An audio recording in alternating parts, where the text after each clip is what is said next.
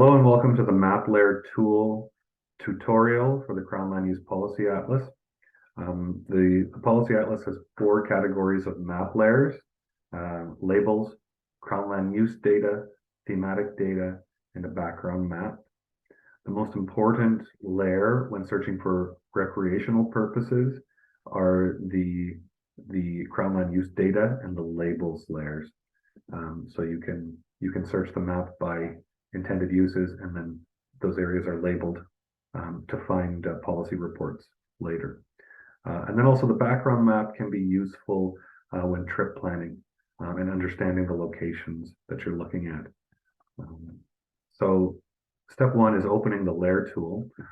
So you need to be in the Crown Land Use Policy Atlas here. You look across the top of the website, find the tab marked Map Layers, and click. And then the tools below up here, you see the Layers tool. Click on Layers to open the list of layers on the left side of the page. You can see some of the lists are already expanded. As I said, the most important are labels under map data. So make sure labels are checked blue so that they appear when you search the map. And then also Crown Land Use data category needs the blue check. And you can see on the map that when you deselect Crown Land Use data, the map is empty of information, but when you click it, it's populated with all of the color-coded land use areas.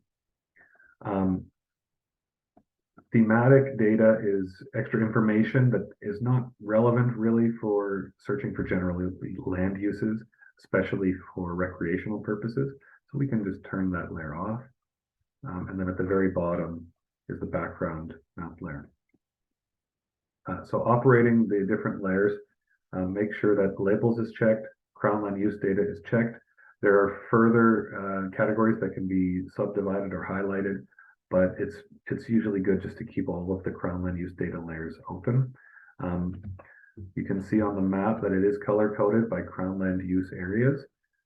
You can change the transparency with the slider tool.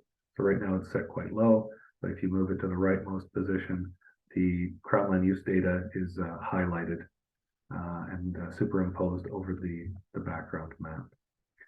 Labels can be changed for transparency. And you can see there's a label right there. You can turn down you can turn up the transparency for those labels, but the map wouldn't serve its intended function if you couldn't see the labels.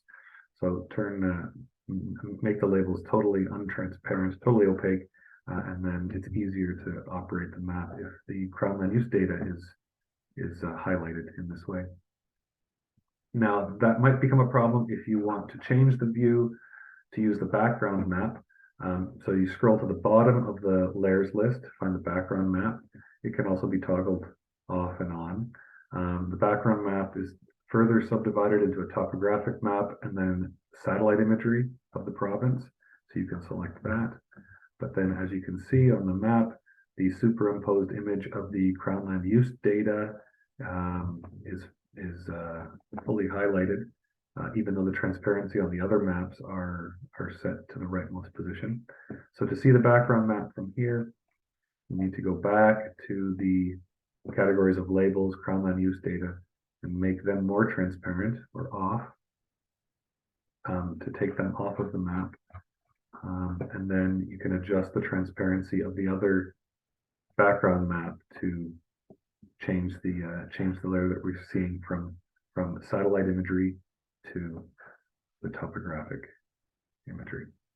And between these layers, you can adjust the view of the map to help in searching the map for Crown Land policy information, or for using the background layers as a cross-reference for trip planning.